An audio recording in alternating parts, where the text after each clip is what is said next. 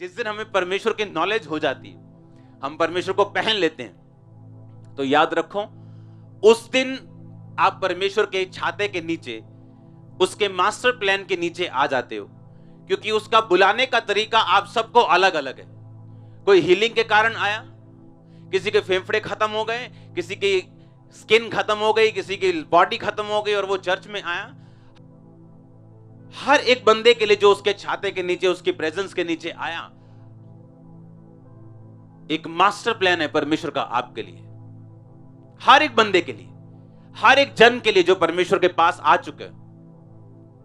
लेकिन ये भी सच्चाई है कि बहुत कम लोग हैं जो उस प्लान को पूरा कर पाते अपनी लाइफ में। अगर सब लोग पूरा कर पाते तो आप जाके हालत देख सकते हैं कई मसीही गांव की, उनकी हालत ऐसी ना होती जैसी अब है, क्योंकि बाइबल कहती है एक भी धर्मी नहीं, कोई धर्मी नहीं, एक भी नहीं। यानी आपकी फाइट है धर्म की अधर्म के साथ। उस फाइट का जो स्थान है वो आपका दिमाग है। आपका दिमाग बैटलफील्ड है, आपका दिमाग लड़ाई का स्थान है। और लड़ाई शैतान से है, लड़ाई नेगेटिव सारी शक्तियों से है, जो हर टाइम ये जोर लगाती है कि आप कहीं ना कहीं से परमेश्वर के राह से हट जाएं। वो आपको रीजन देगा, आपको सोच देगा, संसार दिखाएगा, उसके काम दिखाएगा, यूथ को दिखाएगा वो क्या कर रहा है, यूथ को जो परमेश्वर में है उसे दिखाएगा कि बाहर क्या हो रहा है। हर टाइम वो आपसे लड़ेगा उस मास्टर प्लान को खत्म करने के लिए जो परमेश्वर ने आपके लिए रखा हुआ। हालेलुया। अगर बाइबल में यह लिखा है कि उसके कोड़े खाने से तुम चंगे हो चुके हो, सिर्फ लिखे होने से आपको चंगाई नहीं मिलती, आप भी ये बात जानते हैं। आपको उस वचन को इंडिविजुअली, व्यक्तिगत तौर पे आपको लेना पड़ता है। उस वचन के लिए अपने आप को पाप से तौबा करनी पड़ती है, परमेश्वर के प्रार्थना से, वचन से और फास्टिंग से करीब जाना पड़ता है, और फिर उस वचन को आप अंगीकार करते हो, अपने आप को पर्सनली उसको लेते हो कि नहीं, मैं उसके कोड़े खाने से चंगा हो चुका हूं, तो वो वचन आपके लिए काम करता है। अपने आप वो वचन आपके लिए काम नहीं करता। एक क्रिश्चियन बिना अंगीकार के हो सकता है उस वचन के बिना ही, उस हीलिंग के बिना ही दुनिया से चला जाए, हो सकता है। इसका मतलब जो परमेश्वर ने आपके लिए सोचा हुआ वो अपने आप कभी भी पूरा नहीं होगा, आपको उसके लिए काम करना पड़ेगा। हाँ या ना? अब जो व्यक्ति बाइबल नहीं पढ़ी जिसने, वो ये सोचता है कि मैं कैसे समझूंगा कि परमेश्वर मेरी जिंदगी से चाहता क्या है। जो ज्यादा पढ़ा लिखा नहीं है वो ये समझता है कि मैं कैसे समझूंगा कि परमेश्वर मेरी जिंदगी से क्या चाहता है, मैं उसका मास्टर प्लान समझूं कैसे। मैं आपको समझाता हूं, आप कैसे समझें। चाहे आप अनपढ़ क्यों ना हो, तभी आप उसके प्लान को समझ सकते। बाइबल कहती है कि परमेश्वर की आज्ञाएं कठिन नहीं, उसकी आज्ञाएं एक छोटे से छोटा आदमी भी और बड़े से बड़ा राजा भी समझ सकता है। उसकी आज्ञाएं मुश्किल नहीं, परमेश्वर कहता है, क्योंकि परमेश्वर ने जो आपके लिए मास्टर प्लान रखा हुआ, जो शानदार उसने आपके लिए सोचा हुआ, वो अपने आप पूरा नहीं होगा, आपको कोऑपरेट करना पड़ेगा उसके साथ।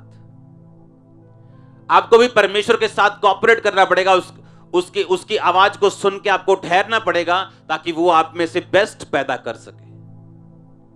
यीशु मसीह ने सूखे हाथ वाले व्यक्ति से कहा, अपना हाथ बढ़ा। परमेश्वर ने उसके हाथ को पकड़ के जबरदस्ती खींच के चंगा नहीं किया, बल्कि उसको बोला अपना हाथ बढ़ा। और बाइबल कहती, जैसे ही सूखे हाथ वाले व्यक्ति ने, जबकि उसके हाथ में कोई जान नहीं थी, परमेश्वर की बातों पे ध्यान लगा के अपना हाथ बढ़ाया, बाइबल कहती उसका हाथ सीधा हो गया। सुनो मेरी बात, बाइबल कहती पतरस मछुआरा था, यीशु मसीह कारपेंटर के घराने से थे, लेकिन परमेश्वर ने पतरस को कहा, जा और इस नदी में गहराई में जाकर अपने जालों को डाल।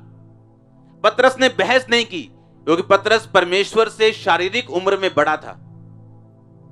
और दूसरी बात, यीशु मसीह को कोई एक्सपीरियंस नहीं है मछुआरे होने का, लेकिन यीशु मसीह ने कहा, पतरस अपने मछलियां डालने के लिए अपने गहराई में जा और जाल डाल। और पतरस कहता है, परमेश्वर मैंने सारी रात मेहनत की लेकिन कुछ भी हासिल नहीं किया।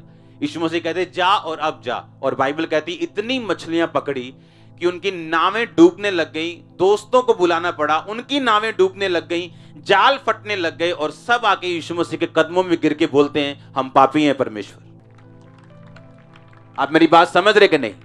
इसका मतलब आप चाहे आईटी में हो, चाहे आप कंप्यूटर में हो, चाहे आप सरकारी जॉब में हो, परमेश्वर हर एक चीज का हल जानते हैं। जहां आपका दिमाग नहीं जा सकता, आपकी सोच नहीं जा सकती, जहां आप सोच भी नहीं सकते, परमेश्वर वहां से आपको हल देता है, अगर हम परमेश्वर की आवाज को सुने तो सवाल यह पैदा होता है कि मैंने यह समझ लिया कि परमेश्वर का एक बड़ा प्लान है मेरी लाइफ के लिए, मैंने यह समझ लिया कि वो प्लान अच्छे के लिए, परमेश्वर मुझे ब्लेस करना चाहता है, मुझे सब लोगों से ऊंचा करना चाहता है। अब यह भी समझ लिया कि मैं तैयार हूं उसके प्लान को पूरा करने के लिए, मैं सारी पुरानी जिंदगी को छोड़ने के लिए तैयार हूं, सब पुरानी चीजों को छोड़ने के लिए तैयार हूं, मैं बपतिस्मा लेने के लिए तैयार हूं, परमेश्वर को ग्रहण करने के लिए तैयार हूं। अब यह भी हो गया।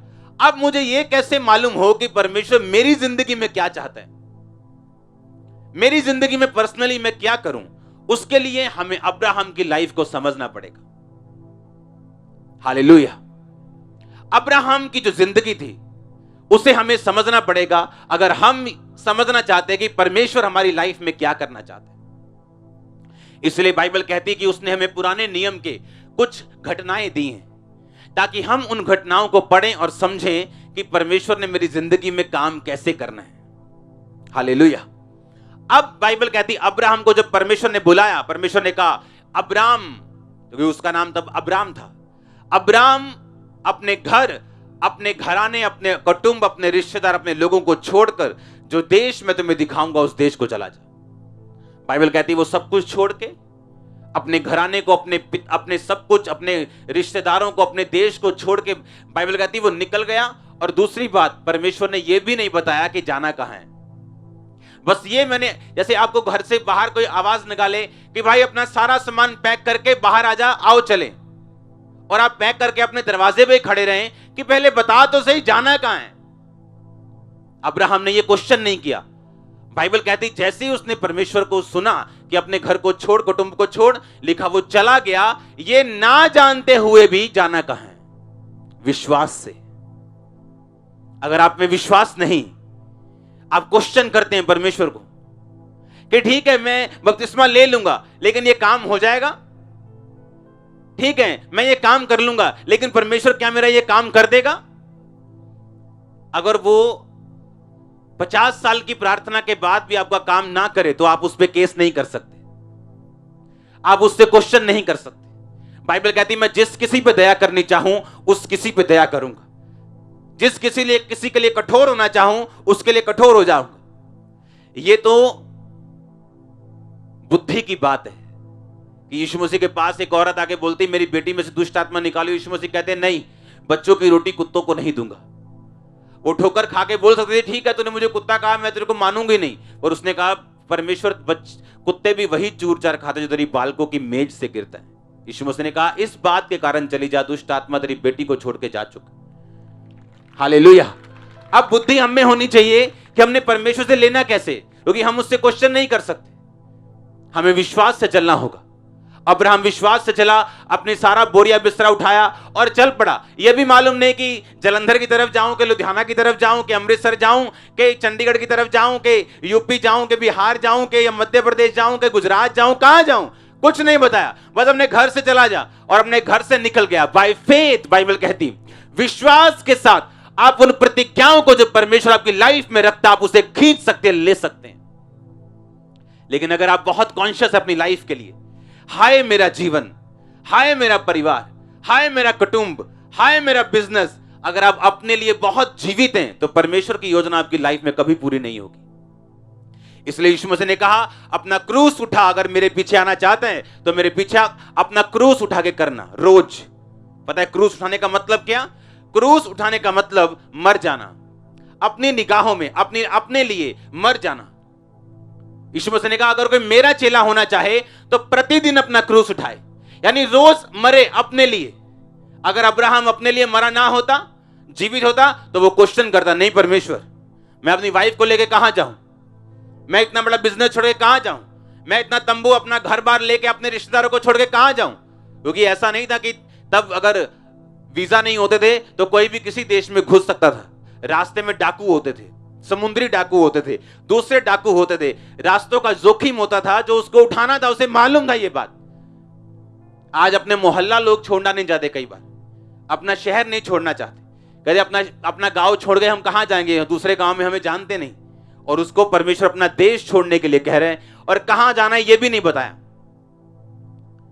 बाय फेथ जब परमेश्वर आपको अपने पास बुलाता है, एक अच्छे बच्चे की तरह अपने आप को उसके हवाले कर दो, और वो आपको बनाएगा और उन दिशाओं में लेके जाएगा जहां वो लेके जाना चाहता है। भरोसा रखो उस पर, वो आपकी अगुवाई करेगा राइट टाइम के ऊपर, सही समय के ऊपर। और अगर आवाज ना भी आए तो आप उसी जगह पहुंचोगे जहां परमेश्वर चाहता होगा।